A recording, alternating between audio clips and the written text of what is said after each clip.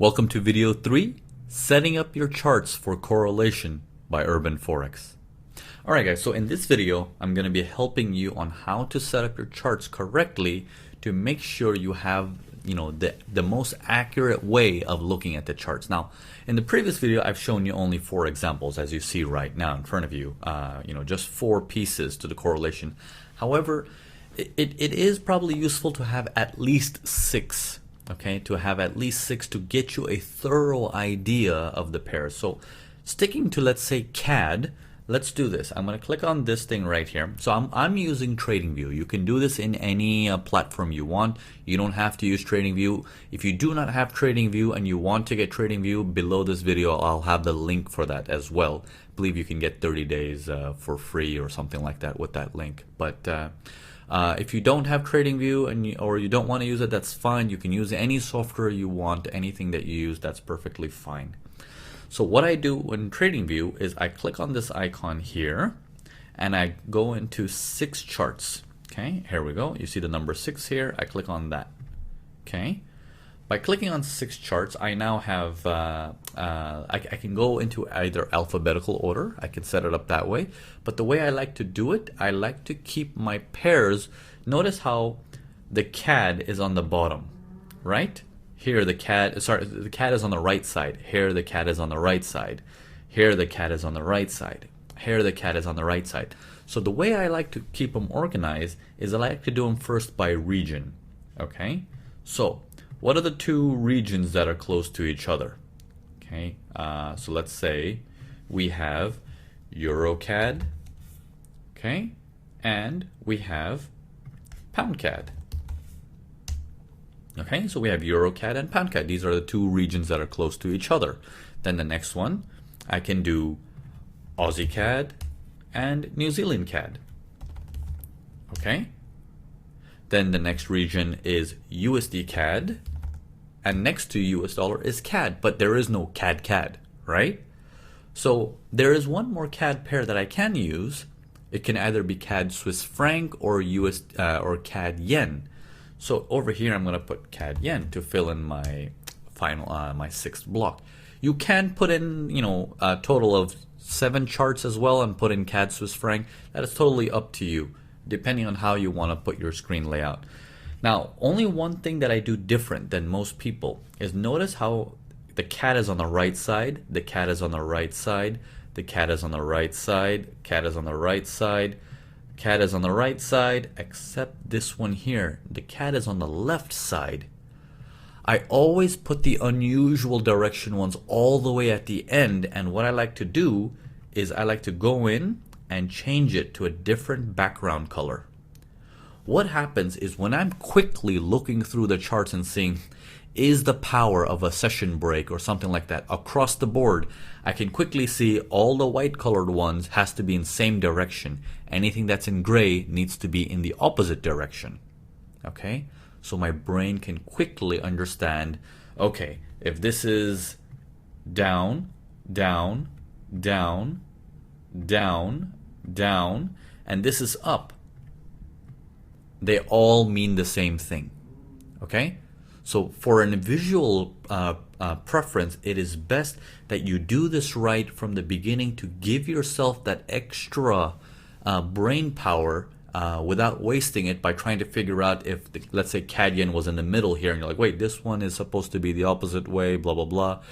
Give it a different color, put it in the corner, and this way you will be a lot faster and efficient in your analysis.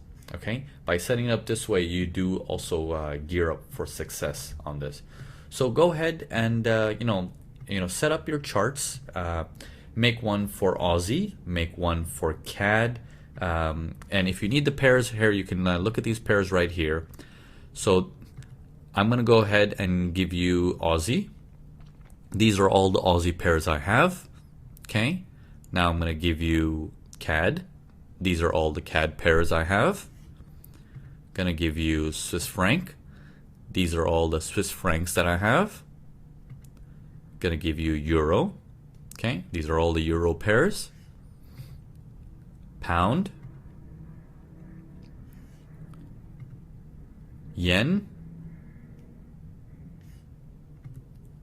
New Zealand, US dollar.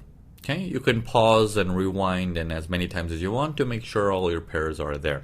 What I do is once you create a pair like this, I go ahead and click here. I click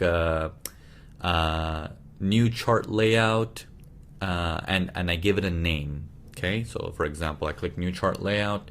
It opens. Oh, what did I do? Sorry.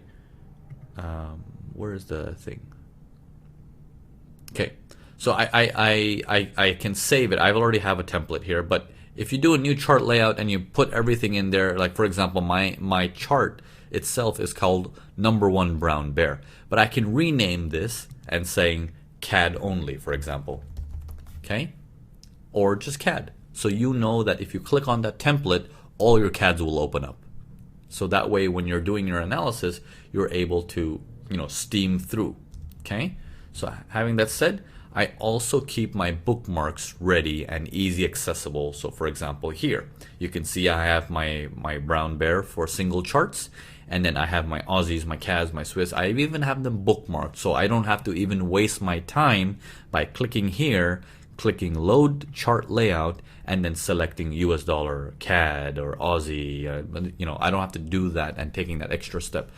Whatever you have to do to give yourself that extra added edge, you do it. Okay, you do it. Okay, so set up all your charts. You have a total of 1, 2, 3, 4, 5, 6, 7, 8 different currency groups that you have to build.